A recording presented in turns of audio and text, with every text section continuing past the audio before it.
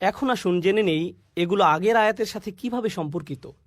ইল্লাল্লাযীনা আমানু ওয়া আমিলুস সলিহাত, তাহলে এটা হলো তৃতীয় অংশ, তাওয়াসি বিল হক।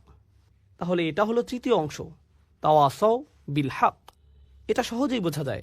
বেশিরভাগ মানুষই ভালো কাজ বলতে বোঝে এমন কিছু যা তারা নিজেরা করে। ভালো কাজ মানে হচ্ছে আমি নামাজ পড়ি, আমি দান করি, আমি ভালো কিছু করলাম, আমি গালি দেই না, আমি এটা করি সেটা করি, আমি খারাপ কাজ থেকে দূরে থাকি এবং ভালো কাজ করার চেষ্টা করি। মানে হচ্ছে মানুষ ভালো কাজ বলতে বোঝে যাতে তারা কেবল নিজেরা সম্পৃক্ত। কিন্তু আসলে আমরা দুই ধরনের কাজ করি, এমন কাজ যা আমাদের প্রভাবিত করে আর এমন কাজ যাতে অন্যরা প্রভাবিত হয়। এই দুই ধরনের কাজ আছে। যখন আপনি নামাজ পড়েন তখন কে প্রভাবিত হয়? আপনি নিজেই। যখন আপনি দান করেন এটা আপনাকে প্রভাবিত করে, আবার অন্যকেও প্রভাবিত করে। যখন আপনি মিথ্যা বলেন এটা আপনাকে প্রভাবিত করে, কিন্তু এতে অন্য কেউ প্রভাবিত হয় না।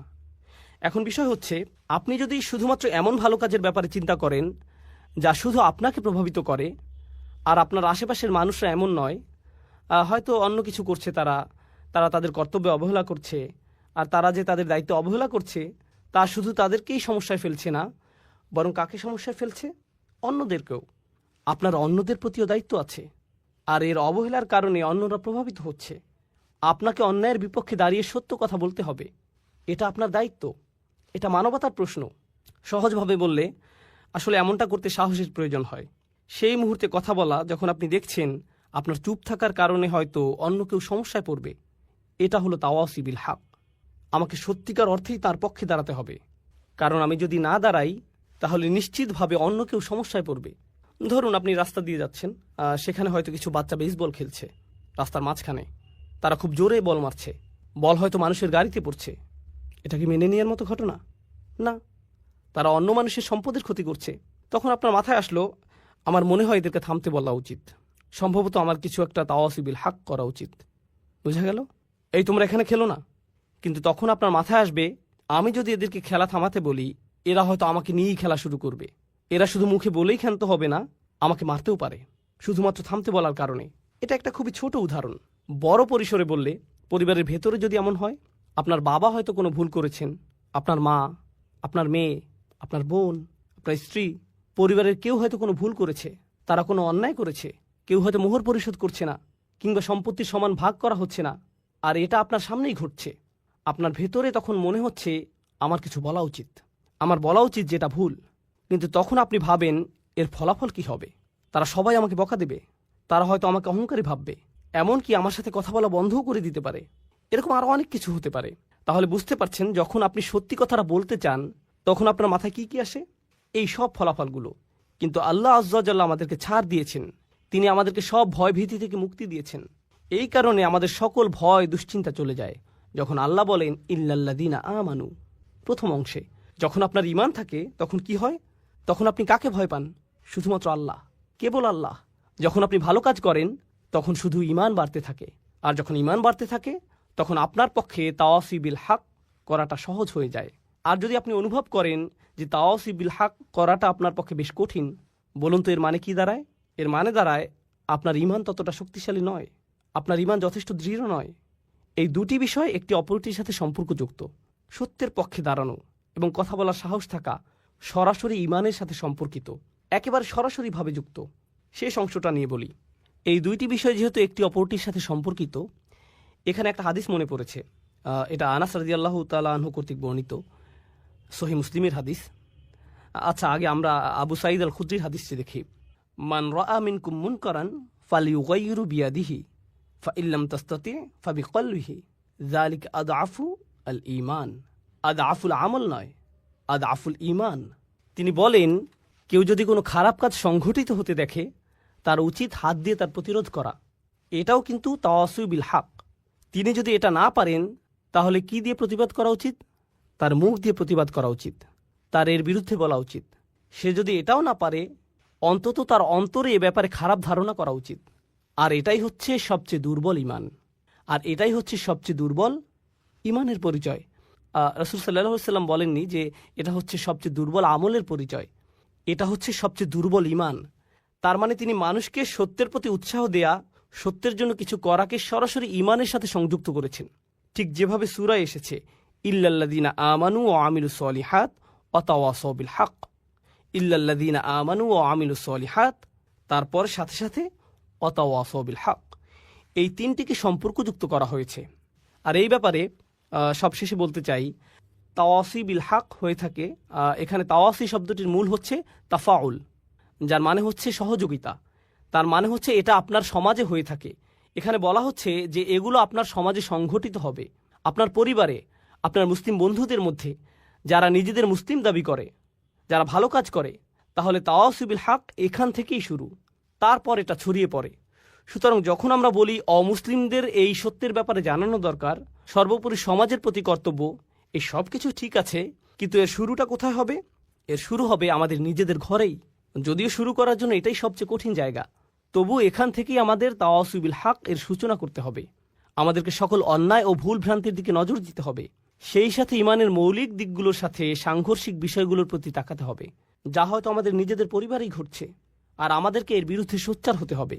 একটা চেয়ারে বসে ক্যামেরার সামনে মাইকে আপনাদেরকে এইসব বলাটা যত সহজ, নিজের পরিবারের মানুষদেরকে এসব বলা ততটাই কঠিন। সেটা অনেক অনেক অনেক বেশি কঠিন কাজ। এতে অনেক বেশি সাহসের প্রয়োজন হয়, এতে অনেক বেশি ধৈর্যেরও প্রয়োজন হয়, যা আমার পরবর্তী পয়েন্ট। আর তা হলো, যখন আপনি এগুলো করতে যাবেন তখন আপনার আবশ্যিকভাবে প্রচুর ধৈর্যের প্রয়োজন হবে। তাই আল্লাহ আজ্জা জাল্লা এই সূরা শেষ করেছেন এভাবে, তাওয়াসাউ বিসসবর। সবর শব্দটির কয়েকটি অর্থ আছে। বাংলায় ধৈর্য বললে অর্থটি ঠিক পরিপূর্ণ হয় না। তাহলে আসুন প্রথমে আমরা সবরের কয়েকটি অর্থ সম্পর্কে জেনে নেই। হ্যাঁ, সবর বলতে ধৈর্যও বোঝানো হয়, কিন্তু এ দিয়ে অধ্যবসায়ও বোঝানো হয়। অধ্যবসায় মানে হচ্ছে যখন পরিস্থিতি কঠিন হয়ে যায় তখনও আপনি এর সাথে লেগে থাকেন, তখনও আপনি তা চালিয়ে যান, এটাই হলো অধ্যবসায়। এই শব্দটি দিয়ে প্রতিশ্রুতিও বোঝানো হয়, অর্থাৎ আপনি কখনো আলসেমি করেন না, আপনি ঢিলেমি করেন না, আপনি প্রতিশ্রুতিবদ্ধ।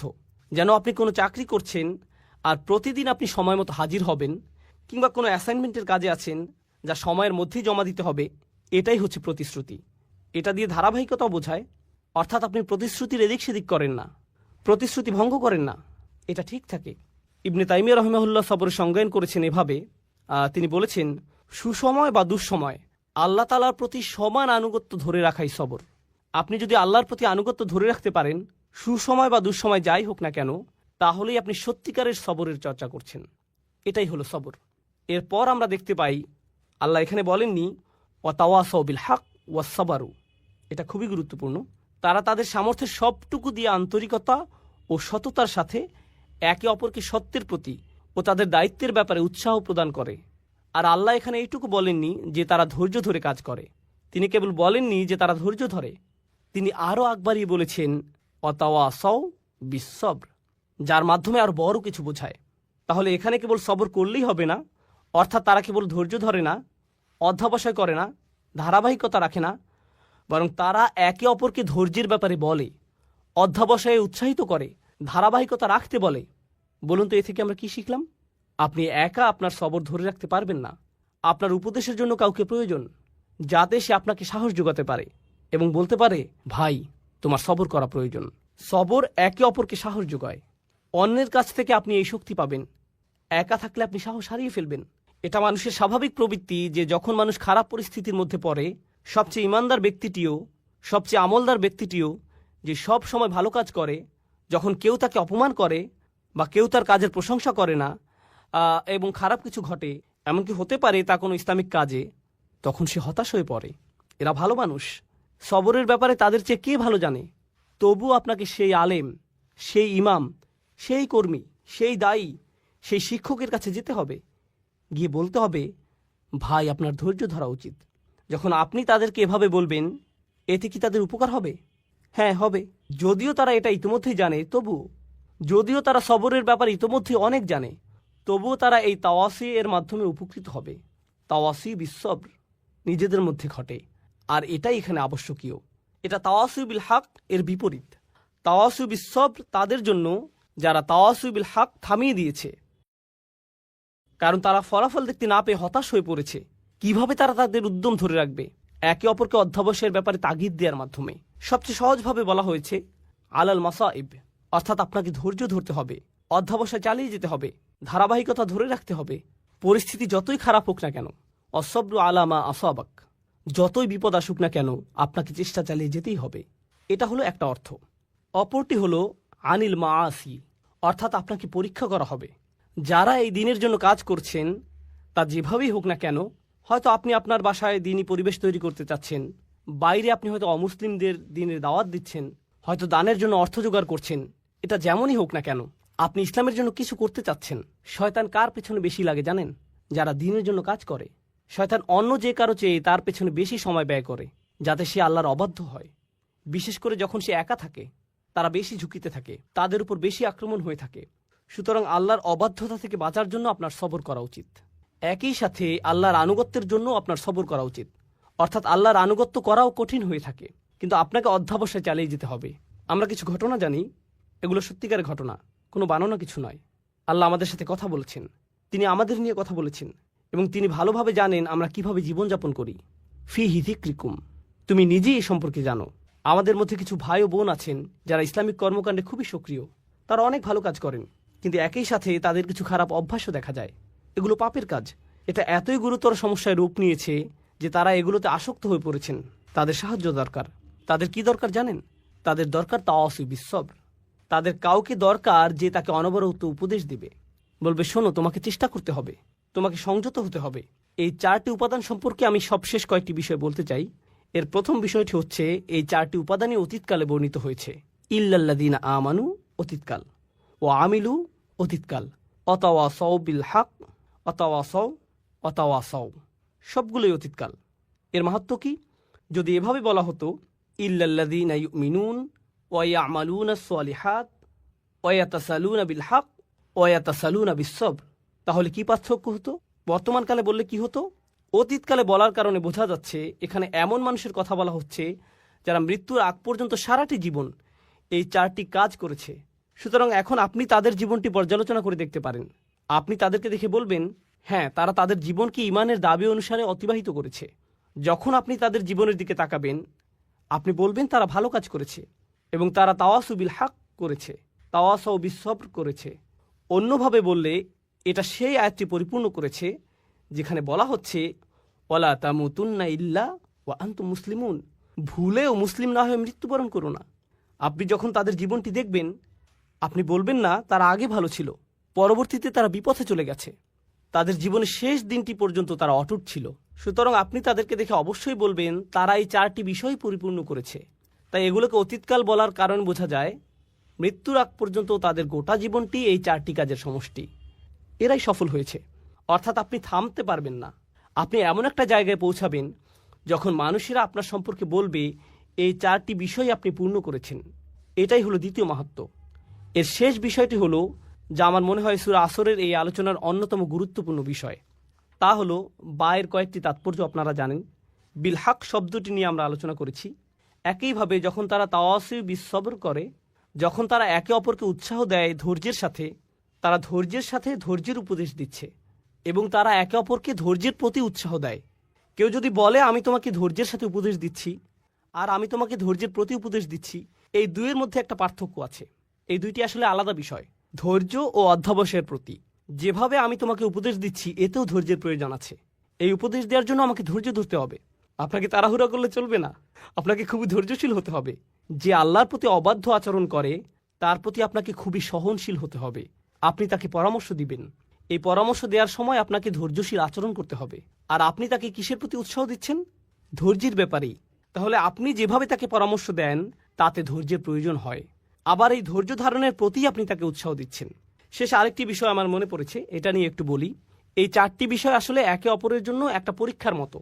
অর্থাৎ যদি কেউ সবর হারিয়ে ফেলে, শেষ কথা হচ্ছে এই 4টি বিষয় আসলে একে অপরের জন্য একটা পরীক্ষা। অর্থাৎ যদি কেউ সবর হারিয়ে ফেলে তাহলে সে তাওয়াসু বিল হক করতে পারবে না। কেন পারবে না? কারণ যখনই সে মানুষকে সত্যের ব্যাপারে জানাতে যাবে, মানুষ এমন কথা বলবে যা সে সহ্য করতে পারবে না। আর যখন মানুষের এমন কথা সে শুনবে, পরিস্থিতি তার জন্য কঠিন হয়ে যাবে। সে বলবে আমি এটা নিতে পারছি না। যখন সে বলবে আমি এটা নিতে পারছি না, আমি সহ্য করতে পারছি না, এ থেকে তার কিসের ঘাটতি বোঝা যায়? সবরের ঘাটতি। সুতরাং যখন কেউ সত্যের প্রতি আহ্বান করে না, বুঝতে হবে সেখানে সবরের ঘাটতি আছে। আরেকটি বিষয় এ থেকে বোঝা যায়, তা হলো কেউ হয়তো ভাবতে পারে যে সে সত্যের প্রতি রাখছে, কিন্তু এই কথায় কারো কোনো সমস্যা হচ্ছে না।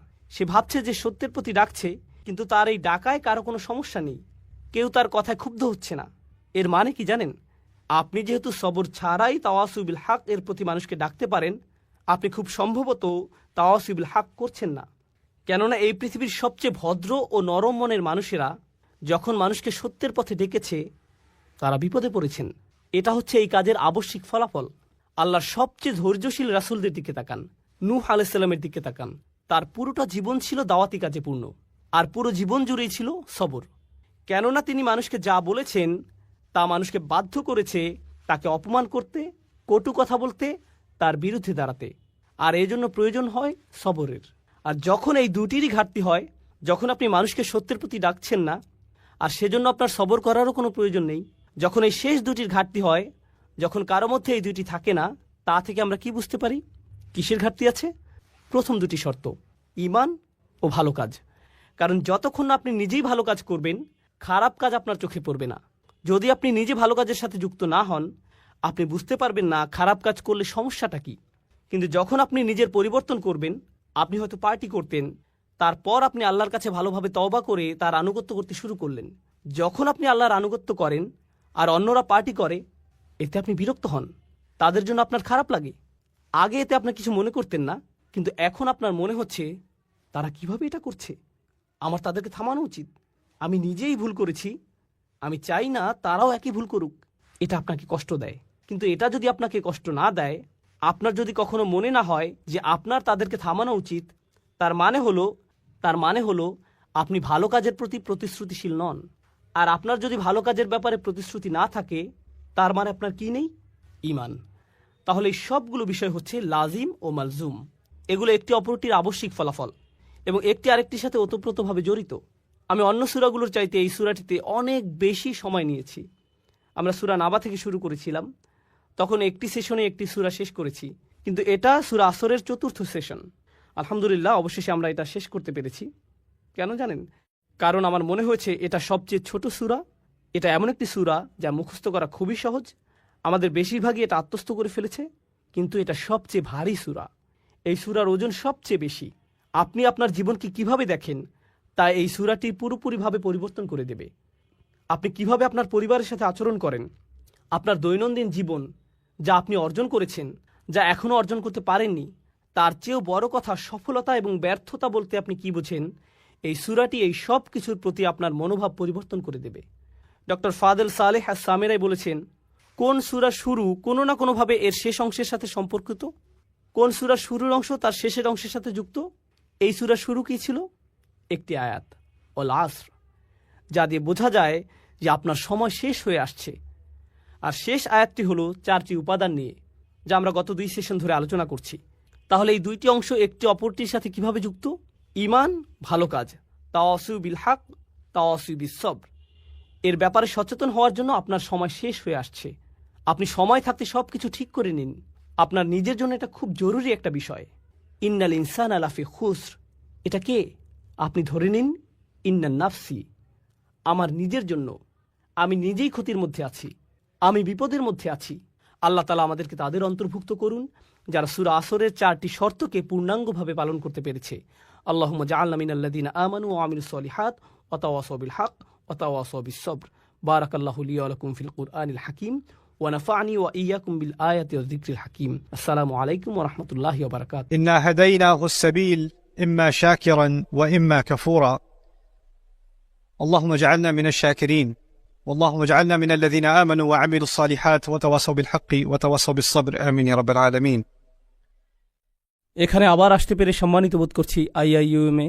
এই সংক্ষিপ্ত খুতবায় আমি কিছু কথা স্মরণ করিয়ে দিতে চাই একটা সূরা সম্পর্কে, যা নিয়ে আমি গত 1 মাস ধরে চিন্তাভাবনা করছিলাম, অধ্যয়ন করছিলাম। এটা হলো সূরাতুল ইনসান। আর সূরাটির শুরুতে আল্লাহ প্রত্যেকটি মানুষকে একটি শক্তিশালী প্রশ্ন জিজ্ঞেস করছেন। আল্লাহর বাণী থেকে সর্বোচ্চ উপকার পেতে হলে, বিশেষ করে যখন তিনি উল্লেখ করছেন আল ইনসান, মানুষ, মানবজাতি নিয়ে বৃহত্তর পরিসরে চিন্তা করার পরিবর্তে বিলিয়ন বিলিয়ন মানুষ যে এই দুনিয়ায় বাস করছে, অতীতে যারা গত হয়ে গেছেন তাদের নিয়ে চিন্তা করার পরিবর্তে আমাদের প্রত্যেকের উচিত আমার নিজের সম্পর্কে চিন্তা করা। এমন আয়াত থেকে সর্বোচ্চ উপকার পেতে যেখানে উল্লেখ করা হয়েছে আল ইনসান। তো এটি খুবই ব্যক্তিগত একটা মেসেজ, প্রত্যেকটি মানুষের চাহিদাকে সামনে রেখে মেসেজটি পাঠানো হয়েছে, বিশেষ করে আমাদের জন্য, কারণ সৌভাগ্যক্রমে আমরা সবাই বিশ্বাসী। তো আয়াতে মানুষ শব্দটি শোনার সাথে সাথে আমার উচিত আমার নিজের সম্পর্কে চিন্তা করা, আর আপনার উচিত আপনার নিজের সম্পর্কে চিন্তা করা। হাল আতা আলাল ইনসানি হাইনুম মিনাদ দাহরি লাম ইয়াকুন শাইআম মাযকুরা। মানুষের উপর কি এমন একটা সময় অতিবাহিত হয়নি সময়ের সীমাহীন সমুদ্র থেকে, আদ-দাহর সময়ের সীমাহীন সমুদ্র থেকে এমন একটা ছোট্ট সময় কি অতিবাহিত হয়নি যখন মানুষ এমন কিছু ছিল না যা নিয়ে কথা বলার মতো অবস্থা ছিল না, যার কথা উল্লেখ করার যোগ্য ছিল না, এবং এ অর্থটাও সে স্মরণযোগ্য কোনো বস্তু ছিল না। আল্লাহ আপনাকে আমাকে খুবই সহজ একটা প্রশ্ন করেছেন, এমন একটা সময় কি অতিবাহিত হয়নি যখন কেউ তোমার কথা মনে করত না? এমন একটা সময় কি ছিল না যখন কেউ তোমার ব্যাপারে কিছু বলতো না? যদিও তোমার অস্তিত্ব ছিল, কিন্তু মানুষ তোমাকে নিয়ে কথা বলতে লজ্জা পেত, তোমার ব্যাপারে কথা বলতে তাদের অস্বস্তি লাগত। তৎক্ষণাৎ পরবর্তী আয়াতে তিনি বললেন, তিনি মানুষকে একটি তরল পদার্থ থেকে সৃষ্টি করেছেন, এক ফোঁটা পানি থেকে, নুতফা, যা মিশ্রিত, অর্থাৎ মিশ্রিত নারী এবং পুরুষের মাঝে। আল্লাহ এখন এমন কিছু নিয়ে কথা বলছেন, বীর্য নিয়ে, ডিম্ব নিয়ে, যা পরস্পর মিলিত হয় একজন নারীর গর্ভধারণ নিয়ে, যা নিয়ে কথা বলাটা অস্বস্তিকর এবং লজ্জাজনক। তাই এটা এমন কিছু নয় যা নিয়ে আপনি হামেশাই কথা বলেন, এমন কিছু নয় যা নিয়ে নিঃসংকোচে কথা বলেন। আগের আয়াতে আল্লাহ ইতিমধ্যে বলেছেন, তোমার অবস্থা একসময় এমন ছিল যা উল্লেখ করার যোগ্য ছিল না, যা স্মরণযোগ্য ছিল না। এই আয়াতে কয়েক স্তরের অর্থ রয়েছে, আমি কয়েকটি স্তর আমার জন্য এবং আপনাদের সবার জন্য খোলাসা করে তুলে ধরতে চাই। মহাবিশ্ব, বস্তুগত বিশ্বকে আমরা যেভাবে জানি, পদার্থবিজ্ঞানীরা আমাদেরকে বলছেন এটি 13.9 বিলিয়ন বছর যাবৎ বর্তমান আছে, আর এই গ্রহটি সম্ভবত 4 বা 5 বিলিয়ন বছর যাবৎ টিকে আছে, অর্থাৎ এই গ্রহের গঠনকাল। এই সমস্ত সময়ের সীমাহীন সমুদ্রগুলোতে আমাকে নিয়ে কোনো কথা হতো না, কোথাও আমার কোনো উল্লেখ ছিল না, আমার অস্তিত্ব ছিল না। এমনকি যখন এই মহাবিশ্ব বাস্তবে এলো, সীমাহীন পরিমাণ সময় পার হওয়ার পর এই গ্রহে যখন মানবজাতির বসবাস শুরু হলো, মানব ইতিহাসের বৃহত্তর অংশটি ইতিমধ্যে পার হয়ে গেছে, আর সেই ইতিহাসের কেউই জানত না আমি কে, আমার কথা কেউই কখনো মনে করেনি, আমার নাম কখনো উল্লেখ করা হয়নি। আপনি ইতিহাস সম্পর্কে অধ্যয়ন করতে পারেন, আর ওই মানুষগুলো প্রাসঙ্গিক, একমাত্র যার কোনো প্রাসঙ্গিকতা নেই সে হলো আপনি। আর ওই মানুষগুলো প্রাসঙ্গিক, একমাত্র যার কোনো প্রাসঙ্গিকতা নেই সে হলো আপনি, আমি। কিন্তু তাদের কাছে আমাদের অস্তিত্ব ছিল না। এই কথাগুলো মনে করিয়ে দিয়ে আল্লাহ বলছেন, অধিকাংশ সময় ইতিমধ্যে অতিক্রান্ত হয়ে গেছে যখন আপনি আর আমি সম্পূর্ণ অপ্রাসঙ্গিক ছিলাম, আমরা গল্পের অংশ ছিলাম না। আল্লাহ এই উপায়ে আমাদের মনে করিয়ে দিচ্ছেন, সামান্য যে কিছু সময়কাল আমরা বর্তমান থাকি, আমাদের মায়ের গর্ভ থেকে দুনিয়াতে আসার পর, বস্তুত আমার মা যখন আমাকে গর্ভে ধারণ করেছিলেন শুরুতে, তার কোনো ধারণাই ছিল না যে আমি তার পেটের ভেতর। মাররত বিহি, সে বাচ্চাকে নিয়ে চলাফেরা করতে থাকলো, সে জানেও না। এরপর যখন সে তার শরীরে পরিবর্তন লক্ষ্য করতে শুরু করলো, তখন তারা উভয়ে আল্লাহর নিকট দোয়া করতে শুরু করলো, লা ইন আতাইতানা সলিহান, যদি আপনি আমাদেরকে সুসন্তান দান করেন। তারা এমনকি জানেও না এই সন্তানটা কে। এমনকি যখন তারা স্মরণে আনতো, আমার মা আমার সম্পর্কে ভাবতেন যখন আমি তার পেটে ছিলাম, উনি জানতেন না আমি কে, উনি আমাকে নিয়ে যথাযথভাবে ভাবতে পারতেন না। শুরুতে উনি জানতেন না আমি কি ছেলে নাকি মেয়ে, উনি জানতেন না আমি কোন ধরনের সন্তান হব, কি কি গুণাবলী থাকবে, উনি কিছুই জানতেন না। কিন্তু এমনকি এই দুনিয়াতে আমার আগমনের পরে, এই ধরায় আমার পদার্পণের পরেও একটি জিনিস আপনারা লক্ষ্য করবেন, মানবজাতির নকশা অনুসারেই মানুষের জন্য ব্যবহৃত একটা শব্দ হলো ইনসান, আর ইনসানের একটি উৎপত্তিগত শব্দ হলো উনস, আর উনস মানে ভালোবাসা এবং মায়া মমতা। মানুষ শুধু ভালোবাসা প্রদান করে না, তারা ভালোবাসা গ্রহণও করতে চায়, তারা মায়া মমতা পেতে চায়। সেজন্য বাচ্চাকাল থেকেই, যে মুহূর্ত থেকে সে নিজের সম্পর্কে কিছুটা সচেতন হতে শুরু করে, মা যদি বাচ্চার দিকে না তাকায়, আম্মু আম্মু আম্মু আম্মু, আপনাদের যাদের ছোট বাচ্চা আছে ব্যাপারটা জানেন ইতিমধ্যে, বাচ্চাদের মনোযোগ প্রয়োজন, তারা সর্বদা এর খোঁজ করে। এরপর আরেকটু বড় হয়ে উঠলে তারা কিছু একটা এঁকে আপনাকে দেখাতে চায়, কারণ তারা আপনার মনোযোগ চায়, তারা স্বীকৃতি চায়। দেখো আমি কি জামা পরেছি, দেখো আমি কি এঁকেছি, দেখো আমি কি করতে পারি। বাচ্চাটা এখনো লাভ দিতে পারে না, উপরের দিকে একটুখানি লাভ দিয়ে বলে, আমাকে দেখো, দেখেছো, আবার দেখো, কারণ তার নিজের জন্য ওই মনোযোগটুকু দরকার। সে মাজকুর হতে চায়। সূরা ইনসানের প্রথম আয়াতে উল্লেখিত শেষ শব্দটি মাজকুর। মাজকুর মানে যার কথা উল্লেখ করা হয়, যার নাম স্মরণে আনা হয়। এটি মানব প্রকৃতির ভেতরে স্থাপন করে দেয়া হয়েছে, আর এভাবে বড় হতে থাকেন।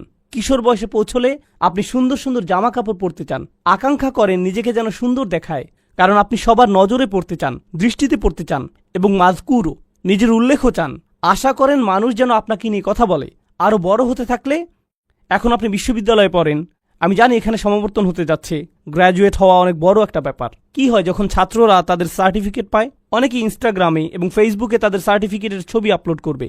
আপনি ছাড়া কেউ যারা কোনো পরোয়া করে না, কিন্তু আপনার ভেতরে আছে মাজকুর হওয়ার আকাঙ্ক্ষা। মানুষ যেন আপনার নাম উল্লেখ করে এমন একটা চাহিদা। মাশাআল্লাহ, অভিনন্দন, কংগ্রেচুলেশনস। আমাদের জীবনটাই কেটে যায় স্বীকৃতি খুঁজতে খুঁজতে। এমনকি মানুষ যখন বিয়ে করে, স্ত্রী স্বামীর কাছ থেকে স্বীকৃতি পাওয়ার আশায় থাকে, আবার স্বামীও স্ত্রীর কাছে স্বীকৃতি পাওয়ার আশায় থাকে। আমরা আমাদের পিতামাতাকেও সন্তুষ্ট করতে চাই। যখন গ্র্যাজুয়েট হন, সবাই আপনাকে অভিনন্দন জানাচ্ছে, কিন্তু আপনি আপনার বাবার কাছে মাজকুর হতে চান। বাবা, আমি পাশ করেছি। বাবা, আপনার ছেলে পাশ করে ফেলেছে। বাবা, ছবিগুলো দেখেছেন? বাবার কাছ থেকে এই অভিনন্দনটা আপনি পেতে চান, অথবা আপনার মায়ের কাছ থেকে, কারণ সবসময় এমন বিশেষ কেউ থাকে যার কাছে আমরা স্মরণীয় হয়ে থাকতে চাই। জানেন, এখন বহু স্টাডি থেকে জানা যায় মানুষ এখন অনেক বেশি নিঃসঙ্গ এবং একাকিত্ব ফিল করে ইতিহাসের অন্য যে কোনো সময়ের তুলনায়। ব্যাপারটা কৌতূহল জাগ্রত করে। একবার আমি একটা ইসলামিক স্কুলে গিয়েছিলাম, অন্য একটা মুসলিম দেশে। আমি একদল বালক বালিকার উদ্দেশ্যে বক্তব্য দিয়েছিলাম। এক পাশে ছিল প্রায় 300 থেকে 400 বালক এবং অন্য পাশেও ছিল প্রায় 300 থেকে 400 বালিকা 13-14 বছর বয়সের। আমি একটা বক্তব্য দিয়েছিলাম, প্রিন্সিপাল এবং অন্যান্য শিক্ষকরাও সবাই সেখানে উপস্থিত ছিল। তো তারা একটি প্রশ্নোত্তর সেশনের আয়োজন করেছিল। 800 ছাত্রছাত্রী রুমের ভেতর, কেউ কোনো প্রশ্ন জিজ্ঞেস করল না। আমি তখন বললাম, তারা প্রশ্ন জিজ্ঞেস করছে না কারণ পুলিশ তাদের দিকে তাকিয়ে আছে, শিক্ষকেরা সেখানে, প্রিন্সিপাল সেখানে, ক্যামেরাম্যান সেখানে। তারা লজ্জা পেতে চায় না। তাই আমি কি করব? আমি সমাবেশের ভেতরে চলে যাব এবং এই বাচ্চাগুলোর সাথে কথা বলবো। কোনো ক্যামেরা থাকবে না, মাইক্রোফোন থাকবে না। আমি ভেতরে গেলাম ছাত্রীদের সেকশনে, শুধু ছাত্রীগুলোর সাথে কথা বলেছিলাম 2 ঘন্টা যাবত। তাদের প্রশ্নের যেন আর শেষ নেই। অন্য পাশে ছেলেদের সেকশনে আরও 2 ঘন্টা, তাদেরও প্রশ্নের কোনো শেষ নেই। আর সবচেয়ে কমন প্রশ্নটি ছিল, সব সময় একাকিত্ব ফিল করলে কি করব? যদি নিজের সরব উপস্থিতি না থাকে তখন কি করব? যদি কেউ আমাকে না দেখে? মানুষের এমন গভীর এক আকাঙ্ক্ষা আছে মাজকুর হওয়ার, যে এক টিনেজার অন্যান্য বন্ধুদের অনলাইনে দেখে, তখন ভাবে, আমার তো একটা অ্যাকাউন্ট নেই, আমার তো এত এত ফলোয়ার নেই, মানুষ তো আমাকে দেখছে না, আমি তো মাজকুর নই, আমার আরেকটা ছবি তোলা উচিত। না, ফিল্টার পরিবর্তন করি, না অন্য কিছু করা দরকার, ব্যাকগ্রাউন্ড পরিবর্তন করলে ভালো হবে, লাইটটা আর একটু ভালো হতে পারত।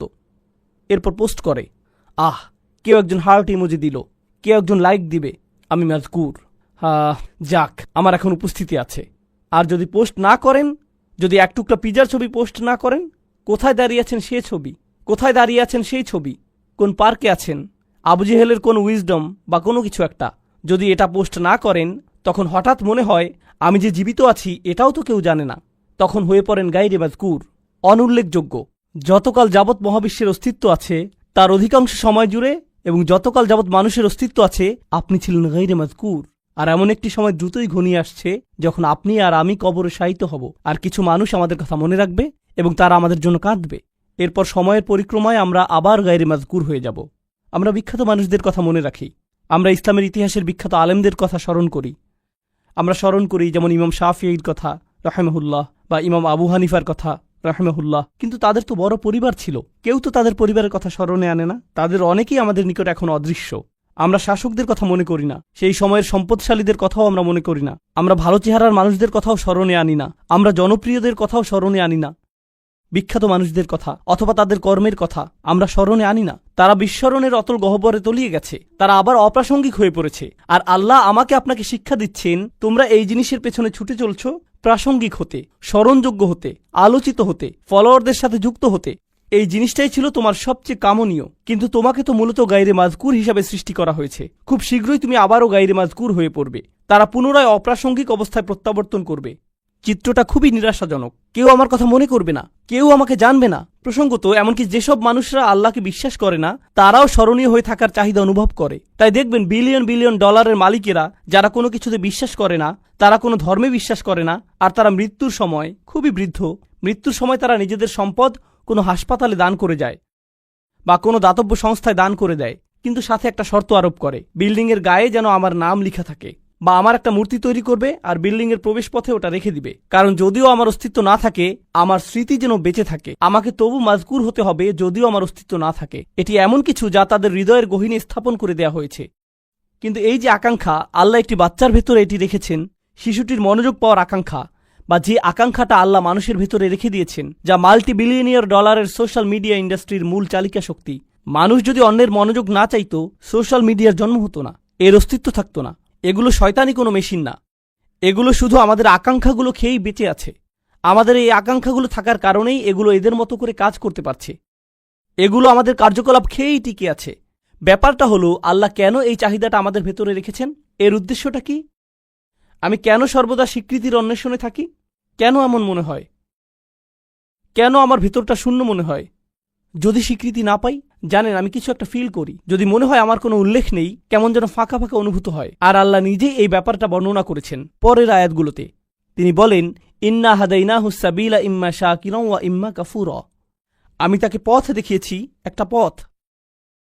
আল্লাহ প্রতিটি মানুষের ভেতরে প্রোগ্রাম করে দিয়েছেন যে তারা এই জীবনে একটি সফরে আছে। এখন এই সফরের একটি অংশ হল, উপলব্ধি করেন বা না করেন, আপনি সেই সফরে এমনিতে আছেন। ইন্নাকা কাদিহুন ইলা রব্বিকা কাদহান ফামুলাকিহি।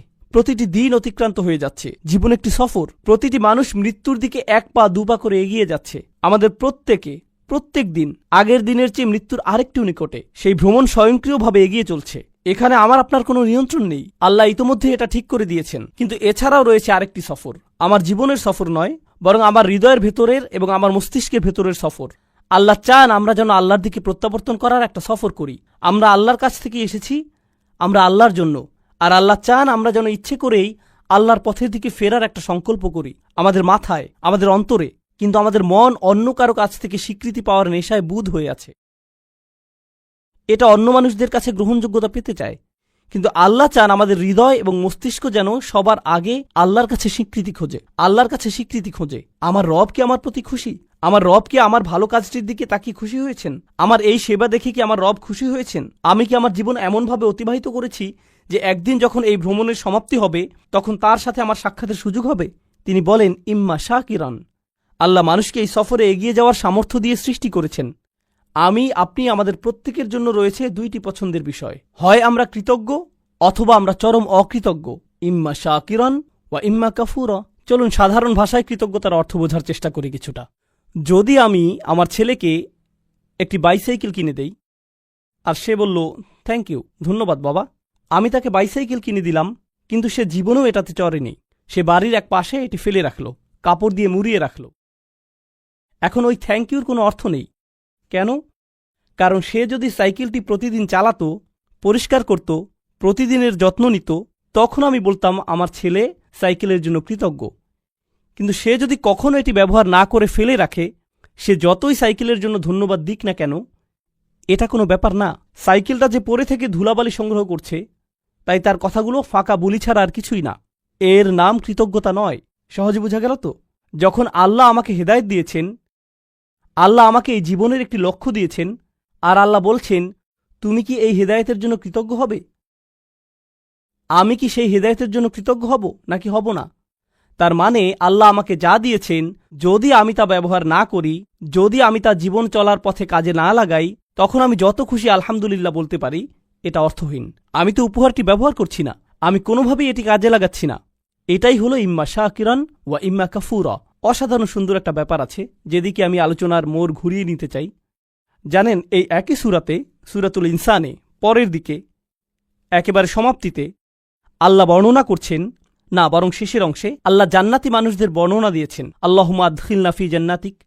দোয়া করছি আল্লাহ যেন আমাদের তার জান্নাতে প্রবেশ করান। আমরা যখন আল্লাহর জান্নাতে প্রবেশ করব, পরিশেষে এমন একটা সময় আসবে, আল্লাহ যার বর্ণনা দিয়েছেন এভাবে, তার প্রতি বিশ্বাসীদের পোশাক পরানো হবে বিশেষ ধরনের, হুল্লু আসাউইরা মিন ফিদ্দাহ, তাই না? তিনি বলছেন, আলিয়াহুম সিয়াবু সুন্দুসিন খুদরুম ওয়া ইস্তাবরাক ওয়া হুল্লু আসাউইরা মিন ফিদ্দাহ। তাদেরকে বিভিন্ন ধরনের সিল্কের তৈরি পোশাক পরানো হচ্ছে, হাতে বিশেষ ধরনের ব্রেসলেট পরানো হচ্ছে। মনে করতে পারেন রোলেক্স ঘড়ির মতো কিছু। বিশেষ ব্র্যান্ডের ঘড়ি পরানো হচ্ছে, হাতে ব্রেসলেট পরানো হচ্ছে, সুন্দর জামা পরানো হচ্ছে। কেন তাদের স্পেশাল পোশাক পরানো হচ্ছে? ভালো পোশাক পরেন কারণ বিশেষ কোনো অনুষ্ঠানে যোগ দিতে যাচ্ছেন, তাই না? আপনি উত্তম পোশাক পরেন যখন বিশেষ কারোর সাথে সাক্ষাৎ করতে যান। ঠিক একই আয়াতের পরের অংশে তিনি বলেন, ওয়াসাকাহুম রব্বুহুম শারাবান তাহুরা। আর তাদের রব আল্লাহ তাদেরকে পবিত্র ড্রিঙ্কস পান করতে দিবেন। আপনারা সরাসরি আল্লাহর সাথে সাক্ষাৎ করতে যাচ্ছেন। আপনাকে বিশেষ পোশাক পরানো হচ্ছে জান্নাতে, কারণ আপনি আল্লাহর সাথে সাক্ষাৎ করতে যাচ্ছেন। এখন জান্নাতে যখন আল্লাহর সাথে আপনার সেই সাক্ষাৎটি হবে, আল্লাহ আমাদের সবাইকে তার সাথে সেই সাক্ষাৎটি করার সৌভাগ্য দান করুন। যখন সেই সাক্ষাৎটি হবে, তিনি আমাদের একটা ড্রিঙ্কস দিচ্ছেন, সুস্বাদু পানীয় দিচ্ছেন। আর যখন পবিত্র পানীয় আমাদের দিচ্ছেন, তিনি তখন আমাদের সাথে কথা বলছেন, ইন্না হাযা কানা লাকুম জাযাউন ওয়া কানা সাঈকুম মাশকুরা। এটিই তোমাদের বেতন, এটিই তোমাদের পুরস্কার, আর তোমাদের কর্মপ্রচেষ্টা ছিল প্রশংসাযোগ্য। তোমাদের চেষ্টাগুলো স্বীকার করে নেওয়া হলো। অর্থাৎ মানুষকে সৃষ্টি করা হয়েছে উল্লেখের অযোগ্য করে। মানুষ মরে যায়, এরপর অন্যরা হয়তো কিছুকাল তাদেরকে মনে রাখবে অথবা রাখবে না, কিন্তু আল্লাহ বলছেন মহাবিশ্বের বয়সের চেয়েও বেশি সময় ধরে এবং যতকাল যাবৎ আকাশসমূহ এবং পৃথিবী বর্তমান আছে তার চেয়েও বেশি সময় ধরে আল্লাহ আমার চেষ্টাগুলোর কথা মনে রাখবেন। আল্লাহ তার স্বীকৃতি দিবেন। আল্লাহ বলবেন, তুমি উত্তম প্রচেষ্টা দেখিয়েছ, আর তার পুরস্কার তুমি এখন পাচ্ছ। আল্লাহ আমার স্বীকৃতি দেবেন, আমি তখন মাজকুর হয়ে যাব আল্লাহর নিকট। আল্লাহ নিজে আমার উল্লেখ করবেন। আমরা যে আল্লাহর জিকির করি, এটি একটি দিক। আর এই আয়াতে আল্লাহ আপনার জিকির করছেন, তিনি আপনার কথা উল্লেখ করছেন, তিনি আপনার প্রচেষ্টাগুলোর কথা মনে করছেন, তিনি আপনার চেষ্টাগুলোর স্বীকৃতি দিচ্ছেন। তো এখন আমি আমার চাহিদা সম্পর্কে শিখলাম যে এটা বৈধতা চায়, আমার স্বীকৃতি পাওয়ার চাহিদা, আমার উল্লেখ পাওয়ার আকাঙ্ক্ষা। আল্লাহ যে পিপাসা আমার ভিতরে স্থাপন করে দিয়েছেন, আর কোনো মানুষ সে তৃষ্ণা কখনো মেটাতে পারবে না। যখন অন্য কারো মনোযোগ চাইবেন বা অন্য কারো স্বীকৃতি চাইবেন, আপনি সর্বদা হতাশ হবেন। এরপর উপলব্ধি করবেন, যদি আপনি সত্যি কৃতজ্ঞ হন, যদি প্রকৃত শুকরগুজারি হন, তখন আপনি শুধু আল্লাহর কাছ থেকে স্বীকৃতি খুঁজবেন, শুধুই তার কাছে। এটাই আপনার জন্য যথেষ্ট। আর যখন তা যথেষ্ট হবে, জান্নাতে আল্লাহ বলবেন, এই যে তোমার স্বীকৃতি। এটা সেই একই সূরা। প্রসঙ্গত, যখন আমরা অন্যদের জন্য মঙ্গলজনক কিছু করব, ইউতঈমুনা আত-তাআম, তারা অন্যদের আহার করায়, আল্লাহ বলেন, ইন্নামা নুতঈমু লিওয়াজহিল্লাহি লা নুরিদু মিনকুম জাযাআন ওয়ালা শাকুরা। এমনকি যখন আপনি অন্যদের জন্য ভালো কিছু করেন, আপনি তাদের নিকট প্রশংসা খোঁজেন না, আপনি থ্যাংক ইউ খোঁজেন না, আপনি তাদের কাছে স্বীকৃতি খোঁজেন না। এই কথা আপনি নিজেকে মনে করিয়ে দেন এবং তাদেরকেও। আমি আপনাদের কাছে কিছুই চাই না, আমি শুধু আল্লাহর সামনে কিছু নিয়ে দাঁড়াতে চাই। আমি শুধু চাই আল্লাহ দেখুক আমি কি করেছি। আমি শুধু চাই আল্লাহ যেন আমার এই কাজে খুশি হন। এটাই আমার সমস্ত চাওয়া। আর এই শিক্ষাটি আল্লাহ আমাদেরকে এই সুন্দর সূরার একেবারে কেন্দ্রে প্রদান করেছেন, স্মরণীয় হওয়ার প্রশ্নের মাধ্যমে। আমাদের তাদের অন্তর্ভুক্ত হওয়া যারা আল্লাহর প্রতি কৃতজ্ঞ, আল্লাহর প্রতি কৃতজ্ঞতার জিন্দিগি যাপন করা। একদিন এমন বিষয়ে পরিগণিত হবে, আমাদের তাদের অন্তর্ভুক্ত হওয়া যারা আল্লাহর প্রতি কৃতজ্ঞ, আল্লাহর প্রতি কৃতজ্ঞতার জিন্দিগি যাপন করা একদিন এমন বিষয়ে পরিগণিত হবে যখন আল্লাহ আমাদেরকে স্বীকৃতি দেবেন। ঠিক এই ভ্রমণটি এখানে ঘটেছে। এই সূরার একেবারে শুরুতে আপনারা দেখবেন আল্লাহ উল্লেখ করছেন, আমরা আমাদের মায়ের গর্ভে ছিলাম। আর মায়ের পেটকে বলা হয় রাহাম, গর্ভকে বলা হয় রাহাম। আর সূরার সমাপ্তিতে আল্লাহ বলেন, ইউদখিলু মাইয়াশাউ ফি রাহমাতিহি। তো তিনি আশারা ইলা রহমা ফিল বিদায়া, তিনি রহমের দিকে ইঙ্গিত করলেন সূরার সূচনাতে। আর উপসংহারে তিনি বললেন, তিনি যাকে চান তার রহমাতে প্রবেশ করান, অর্থাৎ তার জান্নাতে। ঠিক যেভাবে আপনার প্রতিটি চাহিদা পূরণ করা হচ্ছিল আপনার মায়ের রাহামের ভিতরে, সেটা ছিল রাহামের প্রথম এপিসোড। আর রাহামের শেষ এপিসোড আমার আপনার জন্য অপেক্ষা করছে, আর তা হলো আল্লাহর রাহমা আসলে, আর তা হলো জান্নাতে প্রবেশ। আল্লাহ আমাদের সবাইকে তার জান্নাত প্রদান করুন। আপনাদের অনেকেই গ্র্যাজুয়েট হচ্ছেন বা গ্র্যাজুয়েট হয়ে গেছেন, পেছনে বহু স্মৃতি রেখে যাচ্ছেন। চমৎকার সব স্মৃতি, বন্ধুত্বের, শিক্ষার, অভিজ্ঞতার। এই ভার্সিটিতে, এই স্থানে, এই ধরনের স্থানগুলো একসময় নিজের কাছে নিজের বাড়ির মতো মনে হয়, আমার অবিচ্ছেদ্য অংশে পরিণত হয়। এরপর কয়েক বছর পার হওয়ার পরে আপনার তখন চাকরি থাকবে, বিয়ে করবেন, ব্যস্ত হয়ে পড়বেন, আরও কত কিছুতে। হঠাৎ একদিন সিদ্ধান্ত নিলেন নিজ ভার্সিটিতে বেড়াতে আসবেন, ঠিক শুধু অতীত স্মৃতিগুলো মনে করতে। আবার ভার্সিটিতে ঘুরতে এলেন, তখন লক্ষ্য করেছেন দেয়ালগুলো আগের মতোই আছে, রাইট? রেস্টুরেন্টটাও আগের মতোই, বন্ধুদের সাথে যে জায়গাগুলোতে আড্ডা দিতেন তাও আগের মতোই আছে, অজুর জায়গাটাও একটুও বদলায়নি। কিন্তু আশেপাশের সবগুলো মুখ অপরিচিত, কেউ আপনাকে চেনে না। সবকিছুই আগের মতো সুন্দর, কিন্তু আমার জন্য নয়। এখন এগুলো অন্যদের জন্য। আপনাকে সম্পূর্ণরূপে সরিয়ে ফেলা হয়েছে। আপনি আর এখানে মাজকুর নন। এমনকি এই ধারণা, যা আর কখনো ফিরে পাই না। শিক্ষকের হয়তো আপনার কথা স্মরণে আনতে বহু কষ্ট হয়। তাকিয়ে বলে, তুমি আমার ক্লাসে ছিলে, রাইট? আমি ভেবেছিলাম আমি আপনার সেরা ছাত্র। না, আমার এরকম বহু সেরা ছাত্র আছে, তুমি অতটা সেরা নও। আপনার নাম এভাবে মানুষ ভুলে যাবে। তাই আমাকে আপনাকে একটা সিদ্ধান্ত নিতে হবে। ভার্সিটি ছেড়ে যাওয়ার এই ক্ষণে, গ্র্যাজুয়েট হওয়ার এই মুহূর্তে তোমরা হয়তো চাকরি নিয়ে ভাবছ, একটি কেরিয়ার নিয়ে ভাবছ, তোমার জীবনের পরবর্তী চ্যাপ্টার নিয়ে ভাবছো। জীবনের এরকম প্রতিটি চ্যাপ্টারের একটা টাইটেল থাকতে হবে। আল্লাহ কিভাবে আমার জীবনের এই চ্যাপ্টারের কথা মনে রাখবেন, তিনি কিভাবে মনে রাখবেন। আমি জানি যখন একটা চাকরি পেতে যাচ্ছেন তখন আমার মা কি বলবে, আমার বাবা কি বলবে, মানুষ কি বলবে, কত টাকা বেতন পাবো, অ্যাপার্টমেন্ট কোথায় পাবো, আমি কি অমুক জিনিসটি পাচ্ছি, তো অমুক জিনিসটি পাচ্ছি।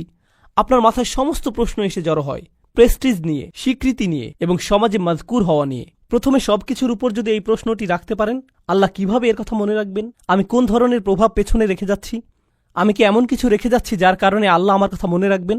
যদি এমন কিছু করেছি তাহলে আমি সফল হয়েছি, আমি শেষ এই বিষয়টা চিন্তা করার জন্য রেখে যাচ্ছি। আমরা এখন এই ধারণায় এতটাই আচ্ছন্ন যে মানুষ যদি আপনার সফলতা না দেখে তাহলে আপনি সফল নন। মানুষের চোখে আপনার সফলতা দৃশ্যমান না হলে আপনি সফল নন, তাই তো? এখন কেউ একজন এসে আমাকে বলতে পারে, এই ভাই আপনি তো দারুণ সফল, কিভাবে এত সফল হলেন? তখন আমি জিজ্ঞেস করলাম, আচ্ছা কিভাবে বুঝলেন আমি সফল, আমার সফলতাটা কি? ও, আপনার যে বিশাল সংখ্যক ফলোয়ার আছে, লক্ষ লক্ষ মানুষ আপনার ভিডিও দেখে, এই জন্য আপনি সফল। তখন আমি বলি, সুবহানাল্লাহ, আমরা কোরআন থেকে কত দূরে সরে এসেছি, আমাদের চিন্তাভাবনা কোরআন থেকে কত দূরে। জানেন তো, নূহ আলাইহিস সালামের প্রায় কোনো ফলোয়ারই ছিল না, তার অত অনুসারী ছিল না, আর বিশাল এক সময় ধরে তার কোনো অনুসারীই ছিল না। বস্তুত আপনি যদি নূহ আলাইহিস সালাম সম্পর্কে জিজ্ঞেস করেন, তার নিজের অঞ্চলে মানুষ তাকে নিয়ে উপহাস করত, ওই বৃদ্ধ মানুষটা, সে তো একটা পাগল। এই ধরনের কটু কথা তিনি শত শত বছর ধরে শুনে আসছিলেন। আর একমাত্র যিনি তার সেই যন্ত্রণাগুলোর কথা মনে রেখেছেন, কোনো ঐতিহাসিক সেই সংগ্রামের কথা লিখে রাখেননি, যার কোনো নথিপত্র বর্তমান নেই। ভাবছেন কিছু মানুষ নূহ আলাইহিস সালামের জীবনী লিখে রেখেছিল যেন মানুষ তার কথা মনে রাখতে পারে? না না না, আল্লাহ এটা রেকর্ড রেখেছেন, আর আল্লাহ তাকে মাজকুর বানিয়েছেন। ইব্রাহিম আলাইহিস সালাম মক্কার মরুভূমিতে একা একা দোয়া করছিলেন, ও আল্লাহ, এই ঘরটিকে একটা শান্তিপূর্ণ স্থানে পরিণত করুন এবং মানুষের অন্তরে ভালোবাসা তৈরি করে দিন এই ঘরের প্রতি। ফাজআল আফইদাতাম মিনান নাসি তাহওয়ি ইলাইহিম। তখন কোনো ভিডিও ক্যামেরা ছিল না, কোনো লাইভ স্ট্রিমিং ছিল না, এরকম কিছু ঘটেনি, কেউ সেখানে ছিল না, শুধু একজন মানুষ মরুভূমিতে, শুধু তিনি আর তার রব কথা বলছিলেন। তিনি কোনো রাজা ছিলেন না, তিনি সম্পদশালী কোনো ব্যক্তি ছিলেন না, তার কোনো লিপিকার ছিল না যে আগামী দিনের জন্য এই ইতিহাসগুলো লিখে রাখবে। জানেন, মিশরীয় প্রাচীন প্রাসাদগুলোতে রাজাদের ঐতিহাসিক চিত্র, তাদের ফরমানসমূহ এবং দেয়ালগুলোতে প্রচুর লিখনি পাওয়া গিয়েছে। আমরা কিন্তু ওই লেখকদের নামও জানি না, আমরা শুধু জানি তারা কিছু মানুষকে অর্থ করে দিয়েছিল ওই দেয়াল লিখনের জন্য। কেউ তো ইব্রাহিম আলাইহিস সালামের জন্য কিছু লিখে রাখেনি। তবুও আজকের দিনেও আমরা ইব্রাহিম আলাইহিস সালামের জিকির করছি। প্রতি বছর হজের সময় আমরা তার কর্মবহুল ও বর্ণাঢ্য জীবনের কথা স্মরণ করছি, আর আমরা আমাদের সমগ্র দিনকে বলি মিল্লাতা আবিকুম ইব্রাহিম। আমি কি বোঝাতে চাচ্ছি? মানুষকে গায়রে মাজকুর হিসেবে সৃষ্টি করা হয়েছে। ইতিহাসের অধিকাংশ সময় জুড়ে আমাদেরকে অস্মরণীয় করে রাখা হয়েছে। হ্যাঁ, আমরা অতিশয় সামান্য কিছু সময় এই দুনিয়াতে বেঁচে থাকি, সেই সময়ের পরে আমরা গায়রে মাজকুর হয়ে পড়তে পারি। আপনি হয়তো এই বিশ্ববিদ্যালয়ে গায়রে মাজকুর হয়ে পড়তে পারেন পরের বছরই। তো এটাই আমার আপনার জীবনের বাস্তবতা। আপনি যদিও কারো প্রচুর উপকার করেন, বছরখানেক পরেই সে ভুলে যেতে পারে তুমি আমার জন্য কি করেছো। শুধুমাত্র একজনের কাছে আপনি চিরকালের জন্য মাজকুর থাকবেন, আর তিনি হলেন আল্লাহ আজ্জা ওয়া জাল্লা। তাই আল্লাহ তাআলা বলছেন, আল ইয়াওমা নানসাকুম কামা নাসিতুম লিকা ইয়াউমিকুম হাযা। কিছু মানুষকে সেদিন তিনি বলবেন, আজ আমি তোমাদেরকে ভুলে যাব, আজ আমি তোমাদেরকে ভুলে যাব, যেমন করে তোমরা এই দিনের সাক্ষাৎকে ভুলে গিয়েছিলে। এখন পছন্দ আমাদের, আমরা কি তাদের অন্তর্ভুক্ত হতে চাই আল্লাহ যাদেরকে ভুলে যাবেন কিন্তু মানুষ মনে রাখবে, নাকি আমরা তাদের অন্তর্ভুক্ত হতে চাই আল্লাহ যাদের কথা মনে রাখবেন আর মানুষ তাদের মনে রাখুক বা না রাখুক তাতে কিছু যায় আসে না। বারাকাল্লাহু লি ওয়া লাকুম ফিল কুরআনিল হাকিম ওয়া নাফা'নি ওয়া ইয়্যাকুম বিল আয়াতি ওয়া যিকরিল হাকিম।